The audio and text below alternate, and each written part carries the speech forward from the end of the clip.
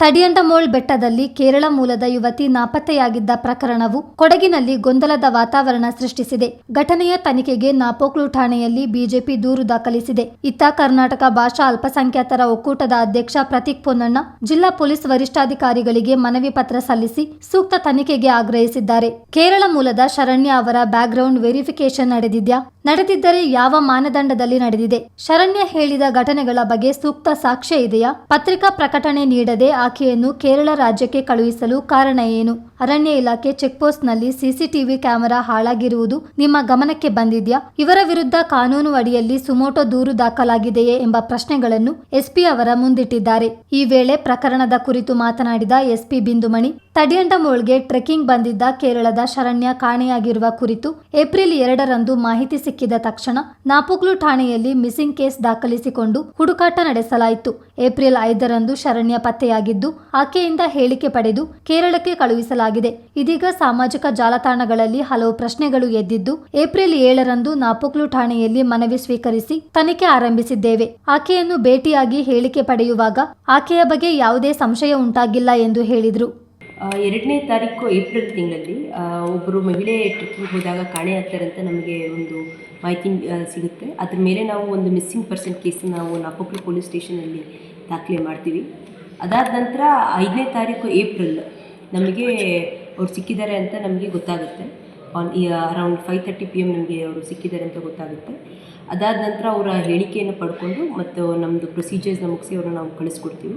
ಅದಾದ ನಂತರ ಸಾಮಾಜಿಕ ಜಾಲತಾಣಗಳಲ್ಲಿ 2-3 ಅಂಶಗಳು ಈ ಒಂದು ಪ್ರಕರಣಕ್ಕೆ ನಮಗೆ ಕ್ವೆಶ್ಚನ್ಸ್ ರೇಸ್ ಆಗುತ್ತೆ.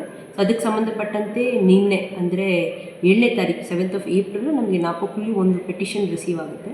ಸೊ ಅದಕ್ಕೆ ಸಂಬಂಧಪಟ್ಟಂತೆ ನಾವು ಒಂದು ಎನ್ಕ್ವೈರಿನ ಸ್ಟಾರ್ಟ್ ಮಾಡಿದ್ದೀವಿ.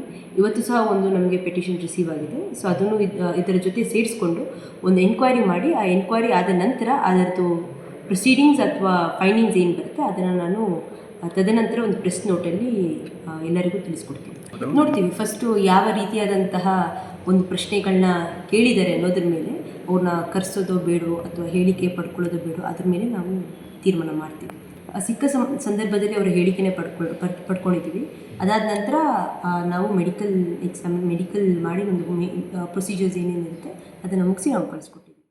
ಬಳಿಕ ಮಾತನಾಡಿದ ಪ್ರತೀಕ್ ಪೊನ್ನಣ್ಣ, ಶರಣ್ಯ ಪತ್ತೆಯಾದಾಗ ಸೂಕ್ತ ತನಿಖೆ ಕೈಗೊಂಡು ಸುದ್ದಿಗೋಷ್ಠಿ ನಡೆಸಿದ ಬಳಿಕ ಆಕೆಯನ್ನು ಕಳುಹಿಸಬಹುದಿತ್ತು. ತರಾತುರಿಯಲ್ಲಿ ಕಳುಹಿಸಿಕೊಡುವ ಅಗತ್ಯವೇನಿತ್ತು ಎಂದು ಪ್ರಶ್ನಿಸಿದರು. ಪ್ರಕರಣದ ತನಿಖೆ ನಡೆಸುವುದಾಗಿ ಎಸ್ಪಿ ತಿಳಿಸಿದ್ದು, ಜಿಲ್ಲೆಯ ಜನರಿಗೆ ಸತ್ಯಾಂಶ ತಿಳಿಯಬೇಕೆಂದು ಹೇಳಿದರು. ನಾವಿವಾಗ ಎಸ್ಪಿ ಮೇಡಮ್ ಅವರ ಹತ್ರ ಮೀಟ್ ಆಗಿದ್ದೀವಿ. ಅವ್ರನ್ನ ಭೇಟಿಯಾಗಿ ಶರಣ್ಯ ವಿಚಾರದಲ್ಲಿ ತುಂಬ ಒಂದು ಪ್ರಶ್ನೆಗಳು ಸಾರ್ವಜನಿಕ ವಲಯದಲ್ಲಿ ಉಂಟಾಗಿದೆ. ಸೊ ಈ ಸಂದರ್ಭದಲ್ಲಿ ಶರಣ್ಯ ಅಲ್ಲಿ 4 ದಿವಸ ಹೆಂಗಿದ್ಲು, 3 ದಿವಸ ರಾತ್ರಿ ಹೆಂಗೆ ಕಳೆದ್ಲು, ಅಲ್ಲಿ ಯಾವ ರೀತಿಯಾಗಿ ಅವಳ ಒಂದು ವೈದ್ಯಕೀಯ ಪರೀಕ್ಷೆ ನಡೀತು, ಎಲ್ಲ ಒಂದು ಅರ್ಜೆಂಟಲ್ಲಿ ಮಾಡಿ ಅವಳನ್ನ ಕಳಿಸುವಂಥ ಅವಶ್ಯಕತೆ ಏನಿತ್ತು, ಅವಳಿಗೆ ಒಂದು 2 ದಿವಸ ಅಬ್ಸರ್ವೇಷನಲ್ಲಿಟ್ಟು ಎನ್ಕ್ವೈರಿ ಮುಗಿಸ್ಕೊಂಡು ಮತ್ತು ಸ್ವಲ್ಪ ಮೆಡಿಕಲ್ ಇದ್ರದ್ದು ರೆಸ್ಟ್ ಮಾಡಿ ನಂತರ ಬೇಕಾದ್ರೆ ಒಂದು ಪತ್ರಿಕಾ ಪ್ರಕಟಣೆ ಅಥವಾ ಒಂದು ಪ್ರೆಸ್ ಮೀಟನ್ನು ಮಾಡಿ ಅವಳನ್ನ ಜನರಿಗೆ ಸಾರ್ವಜನಿಕರಿಗೆ ಇರುವಂತಹ ಪ್ರಶ್ನೆಗಳನ್ನೆಲ್ಲ ದೂರ ಮಾಡುವಂಥ ಕೆಲಸವನ್ನು ನಮ್ಮ ಆಡಳಿತ ಮಾಡಬೇಕಿತ್ತು. ಅದು ನಮ್ಮ ಸಾರ್ವಜನಿಕ ವಲಯದಲ್ಲಿ ಇವತ್ತು ಹಲವಾರು ಚರ್ಚೆಗಳಿಗೆ ಗ್ರಾಸವಾಗುವಂತೆ ಮಾಡಿಕೊಟ್ಟಿದೆ. ಸೊ ಎಲ್ಲೋ ನಾವು ಕೊಡಗಿನ ಜನತೆ ನಮಗೆ ಗೊತ್ತು, ಇಲ್ಲಿಯ ಪರಿಸರ ಹೆಂಗೆ, ಇಲ್ಲಿಯ ಕಾಡುಗಳು, ಇಲ್ಲಿಯ ಬೆಟ್ಟಗಳು ಹೆಂಗೆ, ಯಾವ ರೀತಿಯಾಗಿರ್ಬೋದು ಅಂತ.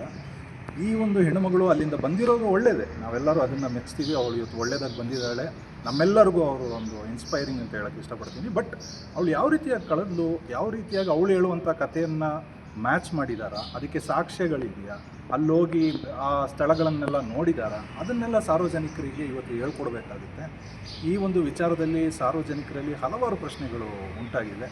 ಸೊ ಆದ್ದರಿಂದ ಇವತ್ತು ಎಸ್ ಪಿ ಮ್ಯಾಮ್ ಹತ್ರ ಹೇಳಿದ್ದೀವಿ, ಅವರು ಎನ್ಕ್ವೈರಿ ಮಾಡ್ತೀವಿ, ಇನ್ವೆಸ್ಟಿಗೇಷನ್ ಮಾಡ್ತೀವಿ ಅಂತೇಳಿ ಹೇಳಿದ್ದಾರೆ. ಅವರು ಆದಷ್ಟು ಬೇಗ ಈ ಒಂದು ಏನು ಶರಣ್ಯ ನಾಪತ್ತೆಯಾದ ಪ್ರಕರಣ ಸಾಕಷ್ಟು ಅನುಮಾನ ಮೂಡಿಸಿದ್ದು, ಆಕೆಯನ್ನು ಕರೆಸಿ ಸೂಕ್ತ ತನಿಖೆಗೊಳಪಡಿಸಿ ಸತ್ಯಾಸತ್ಯತೆ ಬಯಲಿಗೆಳೆಯಬೇಕೆಂಬ ಆಗ್ರಹ ಕೊಡಗಿನವರದ್ದು.